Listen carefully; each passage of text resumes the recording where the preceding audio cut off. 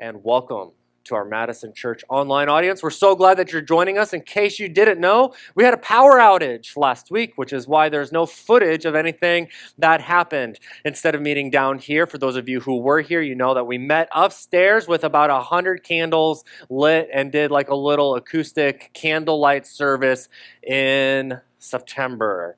And so that's what was last week. We will see if we can get Jason back in to record his message. It was a really great talk. It would be great to be able to make that available. But as of right now, it doesn't exist. And so we are in part 3 of a series, Finding Your Place and Purpose, in which we're going through the Gospel of Luke and exploring how Jesus' ministry from 2,000 years ago didn't just impact the lives of his disciples or those first followers, but how his ministry affects us and impacts us today in Madison, Wisconsin. And so each week we're unpacking what it means to find our place and purpose in God's plan and how that has to do, and it ties right in with Jesus' mission.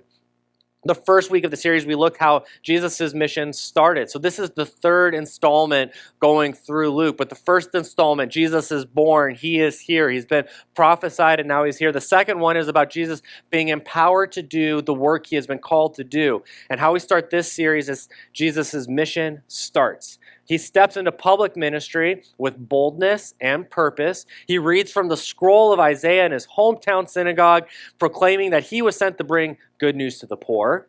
He proclaimed that he was supposed to be bring freedom for the captives and healing for the oppressed. And this wasn't just about words, it was a declaration of who Jesus was and is and what he came to do and what he continues to do. This didn't go over very well for those of you who were here a couple weeks ago. You remember that they tried to kill him over this message, and so he had to relocate where he was doing ministry. And then last week we dove into this idea of discovering your calling, where we witnessed Jesus call ordinary fishermen, people like Simon Peter, James, and John, to follow him and become fishers of men.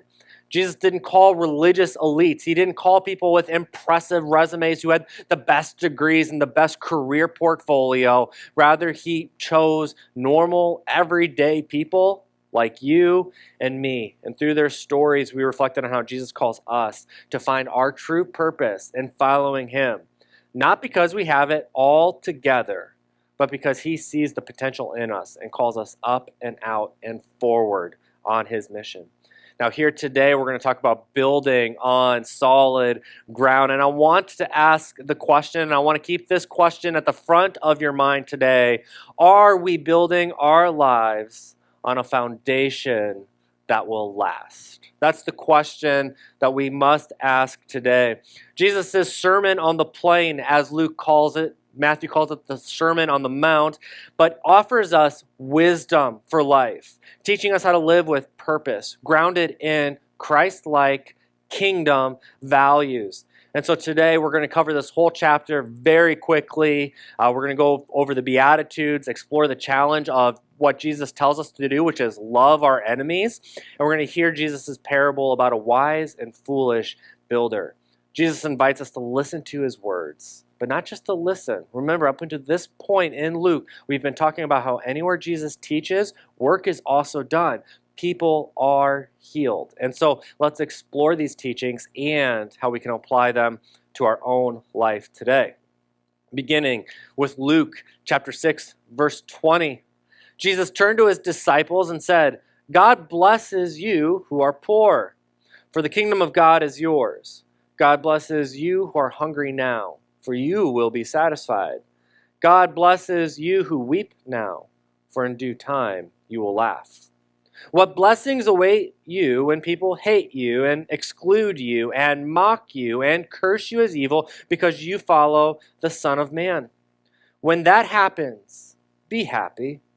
Yes, leap for joy, for great reward awaits you in heaven. And remember, their ancestors treated the ancient prophets that same way." I want to make the argument this morning that we shouldn't just smile and nod our head at this amazing teaching. I want it to shock us a little bit to our core, because everything Jesus says is fundamentally upside down. There's an element of shock here, especially 2,000 years ago, but it should still be today. Why? Because think about how in the U.S., how I am conditioned to see favor and blessing as something that is tied and directly correlated with my wealth, my success, my comfort, and my recognition. But here Jesus flips that narrative. He speaks directly to his disciples. And may I remind you, most of them gave up their careers, their livelihood to follow Jesus. He's speaking directly to them. Maybe Jesus got the sense that some of them were having second thoughts. Maybe some of them were thinking about picking those nets up again because this way of Jesus wasn't founded on wealth, success, comfort, or recognition. And in their world and ours, think about this: poverty, hunger, grief, persecution. Well, those certainly seem like signs of failure and loss. It's not like any of you on your Instagram or TikTok bios say, hey, this is my name.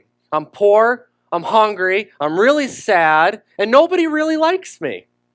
We don't lead with that. And that's the shock that needs to happen here. Because what Jesus is saying is, yes, these things, poverty, hunger, grief, and persecution are actually not terrible. Think about that for a moment. And also think about this. In this whole section here, and you can read the rest of it, I'm just using a little clip here. But Jesus isn't dismissing your suffering. He's not gaslighting you. He's not dismissing it and saying, hey, don't worry about it. He doesn't romanticize hardship. Sometimes I think we do that in the church world too. We romanticize hardship. I'm going through a tough time, and we try to make it really luxurious and looking like that. And like, this is going to be a great story someday. Jesus doesn't do that either. He doesn't downplay hunger or being poor or suffering. What he is communicating in this message with these words is that true blessing is not found in the absence of difficulty, but in the presence of God amidst it. When you are suffering, true blessing of the Christian faith is that God is there with you. And as we've talked in this whole series, whether you feel it or not, the promise is stated over and over again. In our poverty, whether that's financial, emotional, or spiritual, you and I discover the riches of God's grace. In our hunger, whether it's our hunger for justice, our hunger for truth, and our hunger for hope, we are filled by God's promises. And it's in our sorrow, your darkest moments, that you find God's unexplainable joy breaking through. And I know that for some of you, whether you're watching online, listening, or you're here in the room, I know that this hits home because you are walking through a season that could be described as a season of poverty, a season of grief. Perhaps you feel overlooked, mistreated, or mocked because of your faith or something else about you. Jesus' words to you today are not just that God sees you, and not just that God hasn't forgotten about you, but that Jesus is here with you in that. You are blessed not because of the pain itself, but because God's kingdom is breaking through in the middle of your challenges and your suffering. This teaching gives us a completely different perspective on blessing, and it is a kingdom perspective. So on the one hand, the world celebrates those who have more. Those bigger houses, those nicer cars, more in savings, nicer vacations, whatever it might be. But a kingdom perspective celebrates those who trust God with less. The world praises success and comfort, but Jesus calls us to find our security in Him even during hardship. And for those who are persecuted and following Him, Jesus tells us to do something that I would almost roll my eyes at in person. He tells us to leap for joy. Jump for joy. Not because you're rejected, but because God's reward is more significant than you can even imagine. I know you think God's promises are good, But Jesus is saying they're even better than that. And so what do? You have a bigger imagination, right? And you have a bigger vision. And you're like, oh, it's going to be even better than that. And Jesus says, nope, it's even better.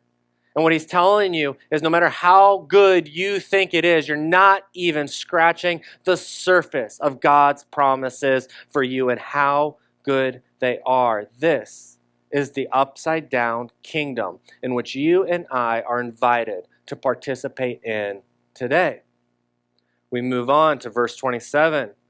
I tell you who are willing to listen, love your enemies. Do good for those who hate you. Bless those who curse you. Pray for those who hurt you. If someone slaps you on one cheek, offer the other cheek also. And if someone demands your coat, offer your shirt also. Give to anyone who asks. And when things are taken away from you, don't try to get them back. Do to others as you would like them to do to you. This is another one of those passages. We smile, we nod, yes, love our enemies, especially you, especially you, especially you. You all love your enemies. Meanwhile, can I begin to tell you about that guy who cut me off in traffic today and how angry that makes me? Or let me tell you about my neighbor who always does this one thing that really makes me mad. Well, I love my enemies, sure. I pray for those overseas who I don't know, but I read in the headlines that they're really awful people, and I love them. But those who I know, my boss who is constantly giving me bad jobs because he doesn't like me, my coworkers who mock me behind my back, no, I'm not going to love them, but you definitely should.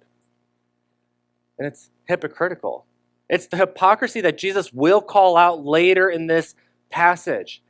Don't be a hypocrite. And understand that even what Jesus is doing would have been very difficult for the Jewish audience listening. And let me explain why. Because in the Old Testament, by law, you were required to love your neighbor. It wasn't an option. You have to love your neighbor. It's part of God's law. But let me point out, in the entire Old Testament, you can look at it all you want, Genesis through Malachi. Fact check me, Google it, ask ChatGPT. But there is no command to love your enemies. Should you? Sure, if you want to, I guess. It's not explicitly written, though. Do you have to love your neighbors? Yes. Love your enemies? It's up to you.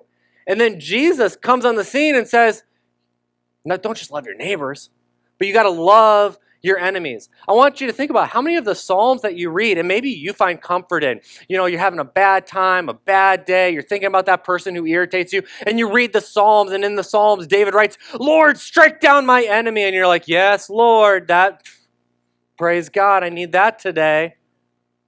Jesus is saying, no. Don't do that.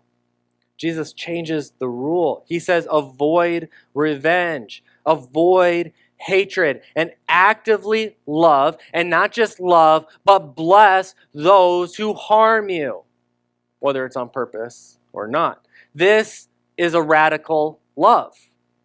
This is the radical love that God has extended to you and to me and to those people who hurt us. It doesn't make sense in the world, and that's how you know it is a Christ-like kingdom love, because it doesn't look like any other love on earth. It is not conditional on how people treat you. It's conditional on the God who is doing a work inside of you. I do not fall to the level of my enemies. I rise to the level of my Savior. Now, Jesus gives gives a couple of specific examples. He says, if someone slaps you on the cheek, turn the other one. And I want to explain this a little bit, is that if you were to slap someone on the cheek, you weren't trying to knock their teeth out. You weren't trying to beat them up. This wasn't a physical altercation that you hoped to win. This wasn't a bar fight. This was about humiliation. You'd be at the grocery store, the market, and you'd walk up to someone and you'd slap them like that. And it makes a loud, well, that didn't, but it makes a loud popping sound. And everyone looks, and you just humiliated this person. And in this culture, similar to ours, shame and guilt were everything. And so you'd go up and you'd humiliate someone. And you'd want to get them back, right? Wouldn't you want to have revenge? You'd want to state your side of the story. But Jesus says, no, not with my followers. turn the other cheek. Let them do it again. Not because you're a coward, but because in doing so, you show the world that our dignity is not determined by the person who slaps you or the world around you, but your identity is rooted as children of God. You see, no matter what they do to you, what I've done for you outweighs that. So when they try to take it away from you, show them that they cannot. Offer them the other cheek. He goes further. If someone demands your coat, give them your shirt too. He's saying give generously even when it's inconvenient and uncomfortable. Why? Because mercy, love, and grace should dominate our lives. Jesus is not talking about a personal faith that is tucked away in my heart. I said the prayer. I invited Jesus into this little home in my heart. I opened the door. Now he's in there. I shut the door. I locked it. And now, I have faith because I check the box every now and then. He's not communicating that at all. He's talking about a faith that is loud. A faith that is communicated by your actions. It's a faith that will inconvenience you. It is a faith that will challenge you. And it's a faith that calls you to love even when it's hard. And the specific analogy of if someone takes your coat, offer them your shirt, understand that for most people, just normal people living 2,000 years ago, this audience, they had one shirt and one coat. So if somebody took your coat, at least you still had your shirt. But he's saying, no, give them that as well. And so he's talking to people who did not have the means to replace these items. They couldn't just order it on Amazon, run to Walmart and pick up some new ones. They gave everything. They had literally the shirt off their back. And again, how shameful would that be? To give someone your shirt and then walk through town shirtless because you gave them everything. This is what Jesus calls us to. And then further down, and coming back to this idea of where are we building our own foundation, Jesus says, I will show you what it's like when someone comes to me, listens to my teaching, and then follows it. Sidebar, in modern day Christianity, we do the first two things rather well in our churches. Someone comes to me. Yes, we're good at showing up to church on Sunday. We're good at checking it out. We're here. Check the box. When someone listens to my teachings, sure, I can do that too. You're all here today. I'm not trying to put you down. But let's not forget this last part. And then follows it. You don't just show up and you don't just listen, but what do you do when you leave? Jesus wants to know. This is like a person who building a house who digs deep and lays the foundation on solid rock. When the floodwaters rise and break against the house, it stands firm because it is built well. Jesus gives us what is probably a really powerful image for them 2,000 years ago, and not so much a powerful image for us today in the era of excavators and modern machinery and modern power tools and blueprints and everything that we have going on. We're like, why would you build your house somewhere that didn't have a good foundation? Some of you who buy a house, you're going down to the basement for one reason only, and it's to look at the foundation.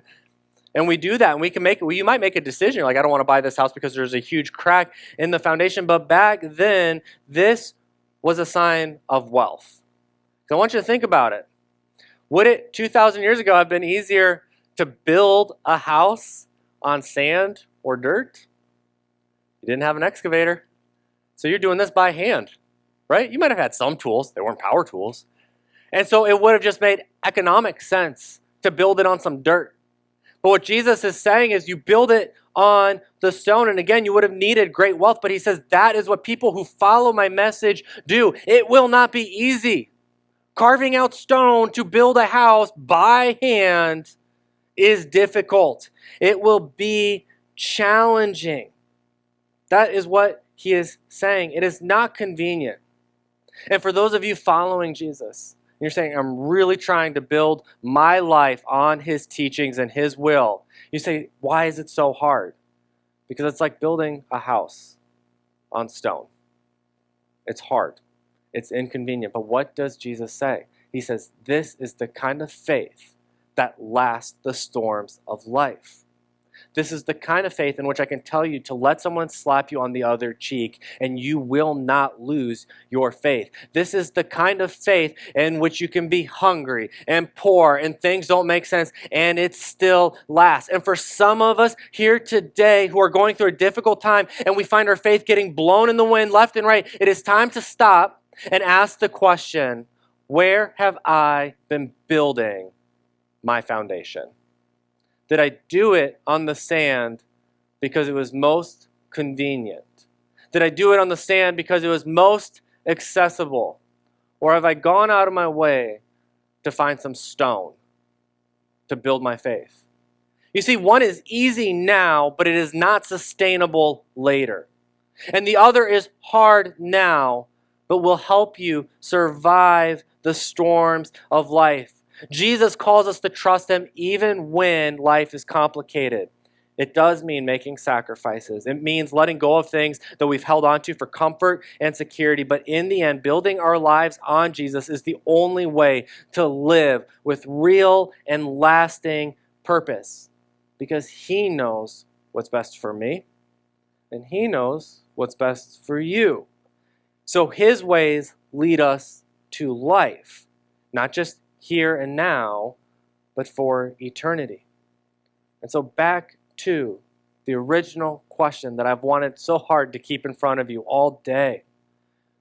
Are we building our lives on a foundation that'll last? Are we digging deep and laying a foundation on the solid rock of Jesus, even though it's hard? Or are we taking shortcuts and building on shifting ground? Jesus clarifies that when we build our lives on him, we can stand firm no matter what storms of life are thrown our way. So here are a few challenges for those of us who are asking the question, what am I building my life on? Your foundation. Perhaps that's where you're at today. I need to shift my foundation. I need to embrace kingdom values, radical love, and purposeful living. Reflecting on Jesus' teachings from today, I want to challenge you to examine the foundation, not this morning, but tomorrow and this week. Jesus calls us to embrace radical kingdom values, radical love, and radical purposeful living. And for us to do that, we will have to reframe our view of success and comfort. We'll have to reframe our view of what is success and comfort, because Jesus gives us a radical different perspective on success. He tells us that real success in this life is not about the wealth that you have or the status that you possess, but it is about relying on God, living humbly, and using what we have to serve others.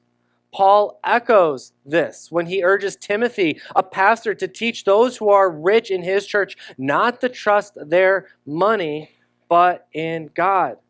Paul says, teach those who are rich in this world not to be proud and not to trust in their money, which is so unreliable. Their trust should be in God, who richly gives us all we need for our enjoyment. Tell them to use their money to do good. They should be rich in good works and generous to those in need, always being ready to share with others. By doing this, they will be storing up their treasure as what? A good foundation for the future so that they may experience true life. What does that mean? If you want to build a foundation that is on Jesus, that is in the stone, generosity is required. And no, I'm not just talking about the money that you give to Madison Church. What does living generously look like in your daily lives?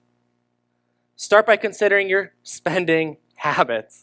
Are you drawn to purchasing big things in the pursuit of comfort and status? Because if you just get the newest phone, this newer car, these clothes, whatever gadget or thing it might be, maybe I'll be happier or more content, but you're building on the sand and in the dirt. You're building in the sand and in the dirt. This week, instead of buying something you don't need, how about you invest it in an experience to build a relationship or to give to someone else in need? Reflect on your lifestyle choices. Is your security constantly tied to upgrading your home, planning your next big vacation? How much money is in the savings account? How might you simplify it this week. Maybe redirect your focus from accumulating more stuff to building deeper connections with those around you. Can you examine where you place your trust? See, generosity, like I said, isn't just about giving money back to the church, but where is your trust? Because I get the sense that for a lot of us, and myself am not excluded from this, but our security is tied to financial stability. I like having regular paychecks. I like paying my bills on time. I feel anxious when those two things aren't happening. And it causes me to pause and ask the question, where do I personally put my trust? Is it in my paycheck or is it in God? And the more that I trust God with my finances, the more that foundation strengthens. So this week, for those of us who maybe struggle in the area of generosity, can you reflect on one of those areas that you're holding on to your wealth, no matter how little or how much it is, and find a way to use your resources to bless someone else? It is important to note that here in the U.S., we can read Paul's words to Timothy and think that that does not apply to you. It applies to Jeff Bezos or Bill Gates or somebody who has a couple $1 million. Whoever has a little bit more money than me, that's obviously who Paul is talking about. But I need to point out that the richest person in Timothy's church would be the poorest person at Madison Church. How do I know this? Because they had one outfit, and I've been with all of you, and I know you got more than that. They didn't have regular, steady income. As a matter of fact, if there was a famine, some of them would have had children and elderly who died. Those were the rich people. So when Paul is talking to Timothy, he is speaking to every single one of us in the room. Whether you make minimum wage or you make $100,000 a year or $200,000 a year, whether you're Jeff Bezos or Bill Gates, he is talking to all of us. None of us get to say we are exempt from what Paul is teaching here. He includes us all. Another thing we have to do is we have to practice that radical love and mercy. Jesus challenges us to love our enemies, to do good to those who hate us, and to pray for those who mistreat us. And I don't know if you've ever done that before. It is by far one of the most difficult spiritual disciplines in my own life. When I think of somebody who hurt me a decade ago or 30 years ago, the one kid in 5th grade who beat me up, and I think I got to pray for him, and I just don't want to. And not only do I got to pray for him, it can't be the psalmist prayer of, God, smoke him. It's got to be the God, show him blessing and show him favor. Paul reminds us of this, Romans 12. Our scriptures tell us that if you see your enemy hungry, go buy that person lunch. This is Eugene Peterson's paraphrase the message. If he's thirsty, get him a drink. Your generosity will surprise him with goodness. Don't let evil get the best of you. Get the best of evil by doing good. So this week, I encourage you to identify someone in your life who you find difficult to love, or perhaps difficult to forgive. Perhaps it's a coworker who frustrates you to no end. Instead of avoiding them, offer help. Find something worth complimenting, even if it feels uncomfortable. And perhaps there's unresolved tension with a family member. And maybe this week you can take the first step by reaching out. But I want to state this, as I do anytime I'm talking about offering forgiveness and practicing reconciliation, which is to say that practicing radical love does not mean placing yourself in harmful situations. If someone has been abusive or if a relationship is toxic, love them from a distance by praying for them and releasing the bitterness without sacrificing your well-being. And for some of you who have been harmed in the past, commit to praying for that person. Don't necessarily reach out to them. Finally, we can build on Jesus' teachings as our foundation. Jesus clarifies that hearing his words are not enough, that we must live them out. He compares the person who obeys his teaching to someone who builds their house on a solid foundation. James, the brother of Jesus and an early church leader, he gets this, he echoes it, and already the early church is messing it up because he writes, don't just listen to God's word. You must do what it says. Otherwise, you are only fooling yourselves. And I just imagine James would pull, if he did have any hair, most of us wise biblical guys don't, but he'd be pulling his hair out at most of us in the West because we know so much of the Bible. I mean, Peter couldn't read and write, and we know how to read and write. We know so much of this, but we just don't do it well. We're hypocrites. We're judgmental. We don't forgive people. We don't extend grace to them. And James would say, stop reading. I really feel like he would say that. He's kind of saying it right now. Don't just listen. It's like, for the love of my brother. You think he'd ever do that? The love of my brother. The love of God, man. He says, do what it says. And so take a moment, reflect on your own life. Is there an area of your life, maybe it's physically, emotionally, financially, sexually, in which you have not fully applied Jesus' teachings? Perhaps it's in your decision-making process. Are your choices driven by personal ambition and worldly success? Or are they driven by humility and the type of servant leadership Jesus calls his followers to be? Not just the pastors and the leaders in church. This week, before making any significant decisions, what if you took the time to pray and ask God what he thinks, what he wants, and maybe expect him to answer, and maybe, furthermore, this is getting into uncharted territory for some of you, maybe be ready for him to say no. You say, but God, it makes so much sense. I get paid more, I can buy the new boat, I can do this, I can do that, and maybe God is saying, well, you asked me my opinion, and yes, right now, that's great. But in 10 years, when that storm hits, your faith is out the window. And so maybe now you say no and it costs you something, but in the process of doing so, you are building your faith on a foundation that'll last. For a lot of us, it's time management. Our schedule is so full and we are unproactive about it. We're very reactive. We just take the meetings as they come. Yes, yes, yes, yes. We sign up for the things. Yes, yes, yes, yes, yes. And some of you need to take control of your schedule. You need to objectively grab that thing, sit down, and start saying no to some things so you can say yes to some other things. And what are some of those other things? Spiritual practices. Reading the Bible, praying. That sounds mundane, but as a pastor, these are some great places to start. This is like when you go to your doctor for an annual checkup and they ask, how are you sleeping and eating? You don't respond to them, well, I've been sleeping and eating for 40 years. What does that matter? You don't respond that way, but yet when it comes to our spiritual nourishment of reading the Bible and praying, we say, I've been a Christian for so long, I don't need to do those things. Yeah, I pray sometimes. And it's probably often, for a lot of us, a lot less than we think. I think we confuse what's reality with what we hope. And for a lot of us, it's not even a hope, it's a wish. You see, hope has this idea that it could happen, but I think if we're all reactive, it's not hope.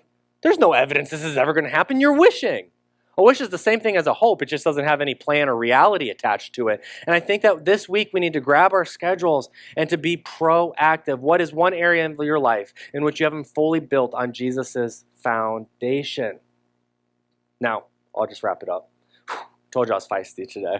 I want to remind you of one central truth. The one central truth we keep coming back to. Jesus isn't just inviting you to hear his words. He is calling you to build your lives on them. The values of his kingdom often feel upside down, especially when compared to the world's standards, your city's standards, your family's standards, your spouse's standards. Jesus calls you to put every relationship underneath his lordship and to say, here's my upside down values. Will you follow it? So we've explored so far what it means living upside down in the kingdom where blessings come through trusting God in our hardships. But now comes this moment of decision. What will you do with what you've heard today? Will you build your house on a foundation that will last? Will you take Jesus' teachings and begin to live them out?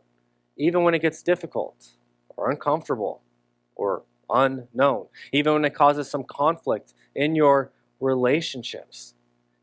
For some of us today, it means reframing how we view success. It means stepping out in our faith, Might mean extending forgiveness to someone who has hurt you, or choosing to let go of bitterness and interrupting the thought every time you start to feel bitterness to say, no, no, no, no, I have forgiven that person. My heart may not feel like I have, but my brain is saying that was an executive decision we already made. But whatever it is for you, I want to challenge you to just take one tangible step this week. One tangible step this week. And so let's pray together as we all, I hope, collectively, as a community, not just me and my faith, but us and our faith together, take a collective step together. We are a community. And let's not forget that we support and encourage each other as we strive to align our lives with these teachings of Jesus.